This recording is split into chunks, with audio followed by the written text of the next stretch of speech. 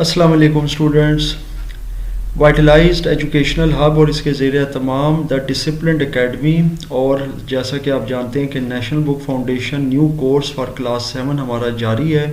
किताब है साइंस की और इसका यूनिट या चैप्टर नंबर है 10। सबसे पहले हम चैप्टर नंबर 10 को देख लेते हैं कि इसका नाम क्या है। ये है हीट एंड टेम्परेचर, और एज़ यूजुअल मैं आपको सबसे पहले ये नाम एक्सप्लेन करूँगा। इस नाम के हवाले से कुछ गलत जो हमारे मफ़हूम है या हमारे अंदर जो समटाइम इसके हवाले से कुछ गलतियाँ पाई जाती हैं, इसको अगर हम वर्ड्स को गलत तरीके से देखते हैं समझते हैं तो उसको भी इंशाल्लाह ताला देखेंगे। अब ये क्या गलतियाँ करते हैं वो भी बताऊँगा इंशाल्लाह। सबसे पहले ये वॉलपेपर आप देख लें, चूँकि हर चैप्टर की मुनासबत से मैं वॉलपेपर चेंज करता हूँ, तो ये वॉलपेपर आपके सामने है हीट एंड टेम्परेचर का। इसमें आपको हीट और टेम्परेचर की ही मुनासबत से कुछ ऑब्जेक्ट्स नज़र आ रहे हैं, जिसमें ये इस तरफ कोल्ड का सेक्शन है, जिसमें ये कोल्ड ड्रिंक या आइसक्रीम वगैरह आपको नज़र आ रही होगी। इसी तरह से ये गर्म गर्म चाय है, और अभी 18 जुलाई है और सुबह का वक्त है तकरीबन 5:35 का। इस वक्त मैं ये लेक्चर बना रहा हूँ और गर्मी का मौसम है, और जनाब इसी तरह से उस मुनासबत से ये आपको हीट स्केल नज़र आ रहे होंगे। ये हीट स्केल है स्टूडेंट्स, और ये हीट स्केल जो होते हैं ना, इनको आम तौर पर हम थर्मोमीटर कहते हैं, लेकिन आम तौर पर लफ्ज़ मैंने बोला है, ये बेसिकली तो हम इसको थर्मोमीटर नहीं कहते बल्कि हम इसको थर्मामीटर कहते हैं। थर्मामीटर का लफ्ज़ गलत है, क्योंकि बहुत सारे इवन डॉक्टर्स को भी मैंने ये प्रोनाउंस करते देखा है, तो ये प्रोनाउंसिएशन इसका गलत है। ये बेसिकली थर्मोमीटर होता है, नॉट थर्मामीटर। इसी तरह हीट और टेम्परेचर का भी मैं आपको समझा देता हूँ स्टूडेंट्स, क्योंकि आप अगर एक दफ़ा फिर देखें तो इस चैप्टर का नाम है हीट एंड टेम्परेचर, और यहाँ पर आपको जो ऑब्जेक्ट्स नज़र आ रहे हैं इसमें ठंडे ऑब्जेक्ट्स भी हैं, गर्म भी हैं, और इसके साथ इनको मेजर करने के लिए ये स्केल भी है। तो इसी मुनासबत से मैंने ये वॉलपेपर बनाया, और यही आपको सबसे पहले नाम समझाना है, फिर इंशाअल्लाह ताला हम अपने ज़ाहिर लेक्चर में आगे चलेंगे। देखिए जी, पहली चीज़ तो ये कि हम हीट और टेम्परेचर को एक ही माने में इस्तेमाल करते हैं, या हम एक ही चीज़ समझते हैं, जो कि गलत है। अब आप कहेंगे जी कि हम एक माने में कैसे इस्तेमाल करते हैं, मैं आपको समझा देता हूँ। अगर किसी को बुखार होता है तो अक्सर औकात ये कहा जाता है कि उसे टेम्परेचर है। ये बिल्कुल आपने ये सुना होगा, जो कि बिल्कुल गलत वर्ड है, इसलिए कि अगर उसे बुखार है किसी को भी तो उसके लिए सिंपल सा वर्ड ये है कि उसे बुखार है, या उसे ये अगर अंग्रेज़ी में कहना चाहें तो उसे फीवर है। लेकिन टेम्परेचर का वर्ड जो है ना वो इस चीज़ के लिए नहीं है। अब टेम्परेचर क्या है और हीट और टेम्परेचर में फ़र्क क्या है, क्योंकि देखें आपके चैप्टर का नाम है हीट एंड टेम्परेचर, ये यूनिट नंबर 10 है, और जाहिर है कि ये दो अलग वर्ड है, तभी हीट और टेम्परेचर की बात हो रही है। हीट और टेम्परेचर होना चाहिए था अगर ये एक ही चीज़ होती, लेकिन ये एंड है, तो इसमें यकीनन कहीं ना कहीं डिफरेंस है। तो वो मैं डिफरेंस आपको समझाने की कोशिश करता हूँ, फिर हम चैप्टर में आगे चलते हैं। देखिए जी, हीट जो है ना वो तो गर्मी को कहते हैं या गर्माइश को। जैसा कि मैंने बताया कि 18 जुलाई चल रहा है और ये गर्मी का मौसम होते हैं, और गर्मी के मौसम में गर्मी ही है तो हीट है। इस वक्त जहाँ मैं काम कर रहा हूँ यहाँ पर भी हीट है, इस चीज़ की वजह से हमें हीट फील होती है। हमारे इर्द गिर्द जो ऑब्जेक्ट्स हैं वो गर्म हो जाते हैं हीट की वजह से, सनलाइट की वजह से, तो इसे हीट कहा जाता है। तो टेम्परेचर फिर क्या है, यानी अब अगर देखें हम तो ये जो चीज़ है आपके सामने, ये ऑब्जेक्ट्स हैं, इनमें हीट कहाँ है, टेम्परेचर क्या है और ज़्यादा डिफरेंस क्या है, और मैंने ये आपको ज़्यादा समझाना है। तो अब आपको मैं समझाने की कोशिश करता हूँ कि जनाब हीट और टेम्परेचर में क्या डिफरेंस है। देखिए जी, जो टेम्परेचर है ना ये degree of hotness and coldness होता है, यानी कि कोई ऑब्जेक्ट कितना गर्म है या कितना ठंडा है उसकी डिग्री या उसका एक जो मैग्नीट्यूड होता है या शिद्दत होती है, उसको आप टेम्परेचर कहते हैं। टेम्परेचर गर्म भी हो सकता है, टेम्परेचर ठंडा भी हो सकता है, टेम्परेचर कम भी हो सकता है, टेम्परेचर ज़्यादा भी हो सकता है। अब यकीनन आपको समझ आ गई है। अगर उर्दू में इसको मैं एक्सप्लेन करूं तो इसका मतलब होता है दर्जा हरारत। तो टेम्परेचर दर्जा हरारत को कहते हैं, यानी हरारत का दर्जा, यानी हरारत उसकी ज़्यादा है या कम है। अब इसमें गर्मी का नहीं आता कॉन्सेप्ट कि जी सिर्फ हीट के लिए टेम्परेचर यूज़ होता है। टेम्परेचर का मतलब सिंपल ये है कि हाउ हॉट और how cold a body is. Let suppose अब मेरे पास ये मोबाइल है जी, इस मोबाइल को भी मैं यहाँ से अगर टच करता हूँ तो जब मैं टच करूँगा तो मुझे फील होगा कि जनाब ये गर्म है, क्योंकि ये इसके अंदर प्रोसेसर है और वो ज़रा हीट दे रहा है। इसी तरीके से अगर मैं फ्रिज में से आइस क्यूब लाऊंगा, उससे टच करूंगा तो वो मुझे ठंडा फील होगा। सिमिलरली कोल्ड ड्रिंक को आप टच करेंगे तो आपको वो ठंडी फील होगी। चाय के कप को आप पकड़ेंगे, अगर वो चाय का कप ताज़ा है, गर्म है, तो वो आपको हॉट फील होगा। तो वो हॉटनेस और कोल्डनेस जो है ना, उसकी डिग्री को आप टेम्परेचर कहते हैं। टेम्परेचर दोनों चीज़ों के साथ काम करता है, यानी हॉटनेस के साथ भी और कोल्डनेस के साथ भी। हीट सिर्फ और सिर्फ आप गर्मी को कहते हैं। तो ये आई एम श्योर आपको हीट और टेम्परेचर समझ आ गया है। और अब जाहिर है कि हम जाएंगे अपने चैप्टर में आगे और देखते हैं आगे हमारे पास क्या है। सबसे पहले तो इन्होंने आपको दिया होता है यूनिट का इंट्रोडक्शन में देखते हैं 10.1 में क्या चीज़ गिवन है कि हमारी जो पिछली क्लासेस थी उसमें हमने क्या सीखा। We have learned some basic information about kinetic theory of particles. अब ये काइनेटिक थ्योरी ऑफ पार्टिकल्स क्या है और इसका ज़ाहिर है आगे क्या रिलेशन है, क्योंकि ज़ाहिर है अब ये जो चैप्टर स्टार्ट हुआ है 10वां, इसके साथ काइनेटिक थ्योरी ऑफ पार्टिकल्स क्या है, इसको समझते हैं जी। अब इसमें हम इसको एक्सटेंड ऐसे करेंगे कि जो मैटर है आपका वो कंसिस्ट करता है छोटे छोटे पार्टिकल्स को, जिन्हें कहते हैं एटम्स। और एटम्स जो होते हैं ना, ये कभी भी आपको डिवाइड नहीं हो सकते, and they combine to form molecules. Very simple, ये हम कर चुके हैं। जैसे आपको पता है 2 HO है तो वो H2O हो गया, इसी तरह H2O या यानी कि 2 H हुए और एक O हुआ तो वो वाटर बन गया मॉलिक्यूल। तो ये मुख्तलिफ एटम्स मिलकर मॉलिक्यूल्स बनाते हैं। There are 3 states of matter, solid, liquid और गैस। ये बहुत इंपॉर्टेंट है, स्टूडेंट्स इसको समझ लेते हैं कि जनाब मैटर की कितनी स्टेट्स हैं। देखें मैटर क्या है, मैटर हर वो चीज़ है जो कि हमारे अंदर कंसिस्ट करती है या हमारे इर्द गिर्द कंसिस्ट करती है। मिसाल के तौर पर अब मेरे पास मोबाइल है, अब इस मोबाइल के अंदर जो कुछ भी मौजूद है, जिस चीज़ से ये मोबाइल बना है, मतलब प्लास्टिक से बना है या इसके अंदर कोई मेटल भी यूज़ हुआ है, इसको मैटर कहते हैं। इसी तरीके से अब ये मेरे पास एक वुडन स्केल है, आपको नज़र आ रहा होगा। तो ये जो लकड़ी इसके अंदर है ना, सेलुलोज वगैरह, ये सारा इसका मैटर है। और इसी तरह हमारे अंदर हम भी मैटर कंसिस्ट करते हैं। तो matter is all around us and everything consist of matter. Matter की 3 स्टेट्स हैं या हालतें होती हैं, या उसको कह लें कि 3 शक्लों में हमें मिलता है। एक होता है सॉलिड, एक होता है लिक्विड और एक होता है गैस। और सॉलिड डेफिनेटली अभी मैंने जैसा कि बताया, अब जैसे मेरे पास ये स्केल है तो ये सॉलिड की शक्ल में है। अब चाय है, पानी है, दूध है, कहवा है, हनी है, कोई भी चीज़ है, वो लिक्विड की शक्ल में होता है। अब लिक्विड की आगे कई शक्लें हो सकती हैं, सेमी लिक्विड होता है, व्हाटएवर, वो एक अलग चीज़ है। फिर गैसेस हैं और वो तीसरी स्टेट होती है गैसेस, आपको पता ही है, जिसमें सबसे बड़ी एग्जांपल एयर है, वो भी एक गैस है। तो मैटर कई स्टेट्स में आपको मिलता है।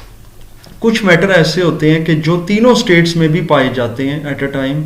अब देखें, मैं ये तो नहीं कहूँगा ना कि अब ये जो लकड़ी है ये तीनों स्टेट्स में आपको पाई जाती है। मिसाल के तौर पर अब ये लकड़ी आपके पास सॉलिड की शक्ल में है तो आप कहेंगे जी ये लिक्विड की शक्ल में भी मौजूद है मेरे पास, या गैस की शक्ल में भी है, तो ये गलत हो जाएगा। लेकिन कुछ मैटर ऐसे हैं जो तीनों स्टेट्स में भी पाए जाते हैं, जिसमें सबसे बड़ी एग्जांपल पानी की है।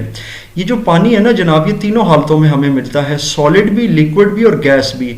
सॉलिड अगर है तो ये बर्फ़ की शक्ल में होगा, जब ये बर्फ़ होगी या ये जम जाएगा फ्रीज़र में, आप देखते हैं तो ये सॉलिड की शक्ल अख्तियार कर लेता है।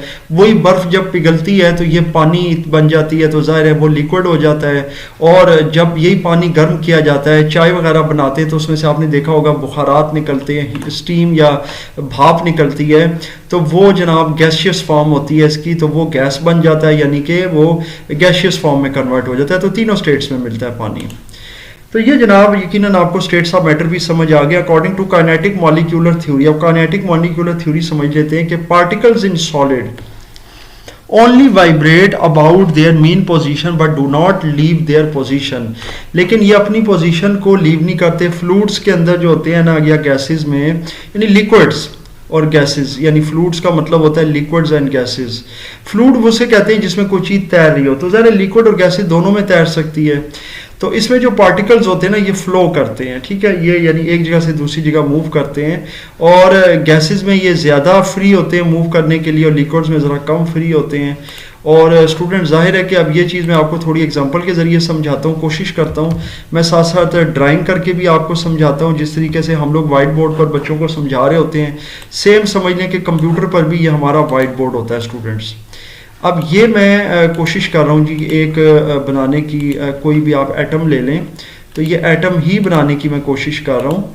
तो जनाब ये एक अदद एटम लिया और इसको मैंने यहाँ से ये देखें, तो ये इस तरह से मैंने इसको कर दिया जी, ये यहाँ पर, और फिर उसके बाद ये देखें ये इसके साथ कर दिया, और अगेन ये मैंने डबल किए तो ये आ गए। अच्छा, अब ये देखिए कि इसमें 16 एटम है। मिसाल दे रहा हूँ आपको कि ये 16 एटम्स हैं और ये यहाँ पर मैंने रख दिए हैं।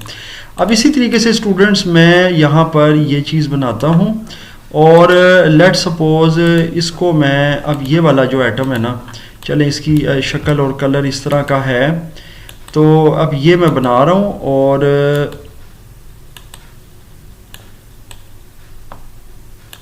ये बना दिया मैंने। इसी तरीके से अब लेट सपोज कि मैं जनाब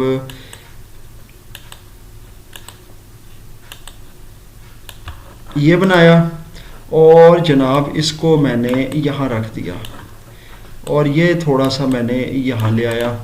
अब देखें जी, ये आपको मैंने जो तीनों जो शक्लें बनाकर बताई हैं ना स्टूडेंट्स, ये सॉलिड, लिक्विड और गैस की है। अभी आपको मैं थ्योरी एक दफ़ा फिर पढ़ के बताता हूँ। According to kinetic molecular theory, particles in solid, ये जो पार्टिकल्स हैं ना स्टूडेंट्स, ये पार्टिकल मैंने बनाए, ये जो सर्कल्स हैं। अच्छा, अब सॉलिड्स के अंदर जो पार्टिकल्स होते हैं ये वाइब्रेट करते हैं अपनी मीन पोजीशन पे, और ये इतने एक दूसरे के साथ क्लोजली पैक्ड होते हैं कि ये जनाब अपनी पोजीशन नहीं छोड़ते, ये अपनी पोजीशन रिटेन रखते हैं। जबकि जो फ्लूइड्स होते हैं जिनमें लिक्विड और गैसेस आ जाते हैं, पार्टिकल ना सिर्फ फ्लो करते हैं बल्कि इनकी स्पेस भी फ्री होती है।